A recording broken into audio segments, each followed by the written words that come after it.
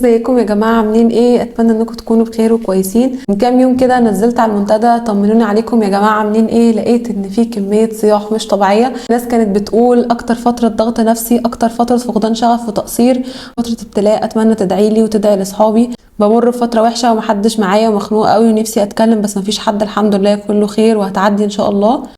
النفسيه متدمره بجد، كل المواد تايهه فيها بس الحمد لله. فتره مضغوطه قوي بجد، ادعيلنا. اصعب فتره عدت عليا وتراكمات كتير بس بحاول اظبط الدنيا. انا ثالثه ثانوي، اتخنقنا قوي وبدانا نفقد الشغف وبقيت مش حابه المذاكره. الدنيا مش ظابطه الى حد ما، بجيب درجات وحشه في الدروس ومش عارفه اعمل ايه بجد.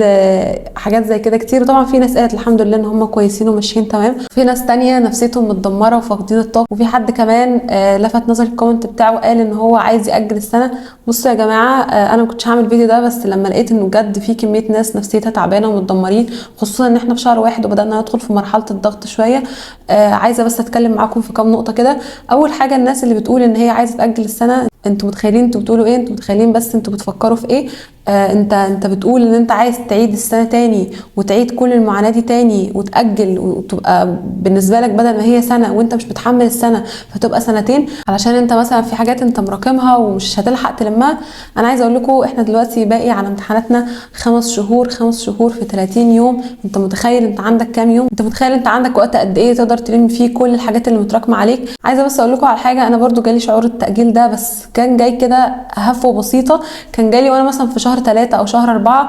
كنت عايزه اجل ومعرفش ايه، بقول هاجل. كنت ما قلتش لحد خالص بس انا كنت بفكر في الموضوع يعني. وانا بقى رحت اتكلمت مع مستر الفيزياء وقلت له ان انا عايزه اجل. قال لي انت بتفكري في ده اصلا ومعرفش ايه. وكمان وقتها انا ما كنتش براكم حاجه فمعرفش ليه بقى جات لي فكره التاجيل ومعرفش ايه والكلام ده. فالمستر وقتها قال لي انه كان في بنت عندنا انا عارفاها، البنت دي كانت طالعه الاولى على الجمهوريه من كام سنه، من حوالي مثلا 3 سنين. قال لي ان البنت دي برضو جت وقالت له في نفس الوقت ده ان هي عايزه تاجل السنه. ما شاء الله البنت دي اخر السنه طلعت الاولى على الجمهوريه. فانتوا متخيلين ان الواحد بيبقى واهم نفسه بحاجات وهي فعلا مش موجوده وبيفضل يقول انا هاجل ومعرفش ايه والكلام ده، وهو ممكن يكون مستواه حلو وبيذاكر بس هو حاسس بالتقصير لمجرد بس ان هو مثلا بيضيع وقت او ان هو مثلا في حاجات بسيطه مراكمها او اي حاجه من الحاجات دي. عادي يا جماعه ان انتوا تكونوا بتضيعوا وقت بنسبه بسيطه. يعني لو انتوا مثلا بتاخدوا بريك، لو انت مثلا ممكن تخرج مره كل فتره او اي حاجه من الحاجات دي، مش تحسسوا نفسكم بالتقصير ومش تحطوا على نفسكم عبء ان انتوا لازم 24 ساعه تبقى بتذاكر، لازم تذاكر وانت بتاكل، لازم تذاكر في كل الاوقات. لا عادي لو انت مثلا وانت بتذاكر جالك شعور ان انت عايز تنام وخلاص، حاسس ان انت بجد لو مش دخلت نمت دلوقتي مش هتعرف تحصل حاجه، فبدل ما تفضل تضيع وقت في ان انت بتقاوم، عادي ممكن تدخل تنام ساعه واحده بس وتصحى تكمل عادي، مش هيحصل اي حاجه.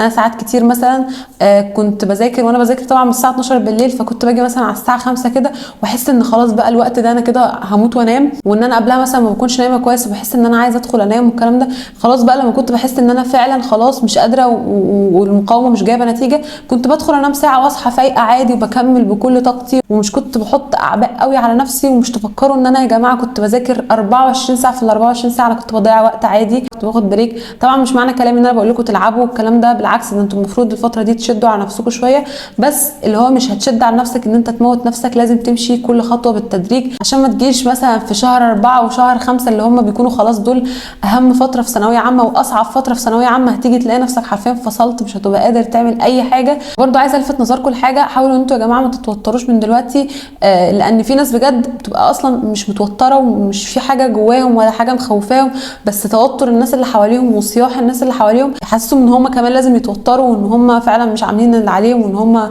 الامتحانات قربت بقى وخايفين وما اعرفش ايه. لا يا جماعه ما تتوتروش من دلوقتي، يعني خلوا حوشوا التوتر بتاعكم ده قدام شويه، مش تتوتروا من دلوقتي وامشوا كل حاجه خطوه خطوه. طالما انت بتذاكر وبتعمل اللي عليك ومش بتراكم حاجه على نفسك، عادي خد بريك وريح واعمل كل الحاجات اللي انت عايزها. طالما انت عارف ان انت ماشي صح وانت بتعمل اللي عليك، عادي خد بريك وافصل وريح. ولو انت مثلا خلاص جيت يوم وفقدت الشغف وفقدت كل حاجه، عادي مثلا ممكن تذاكر وتيجي بالليل مثلا وتخرج او ان انت تعمل اي حاجه بتحبها. مش لازم تضغطوا على نفسكم وتحسسوا نفسكم بالتوتر الشديد وانه خلاص بقى ده فاضل على الامتحانات 5 شهور. 5 شهور دول يا جماعه لسه، يعني لسه قدامكم فتره حلوه تقدروا تعملوا فيها كل حاجه.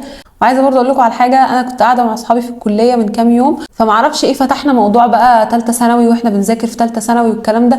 لقيت ان كذا حد من صحابي والله العظيم قال لي ان هم كانوا بادئين في اخر 3 شهور من ثانويه عامه، واللي كان بادئ من شهر 1 واللي بادئ من شهر 2، ما شاء الله دلوقتي دخلوا طب اسنان وكمان في من الناس دي كانت بتقول ان هي جايبه مجموع بشري. انا بقى ساعتها قلت ان انا لازم اطلع واعمل فيديو واتكلم لكم عن النقطه دي، عشان بجد انتوا بتحبوا تشوفوا امثله واقعيه، لان في ناس فعلا بجد بدات في شهر 1 وبدات في شهر 12 وبدات في شهر 2 ونجحت في التجربه ودخلت الكليات اللي هي عايزاها. فبجد يا جماعه لسه في امل، وما تيأسوش وما توتروش نفسكم. انا بس عملت الفيديو ده عشان احاول ان انا اطمن الناس ويبقى فيديو تحفيزي كده ليكم، عشان الناس اللي متوتره واللي اعصابها تعبانه والكلام ده.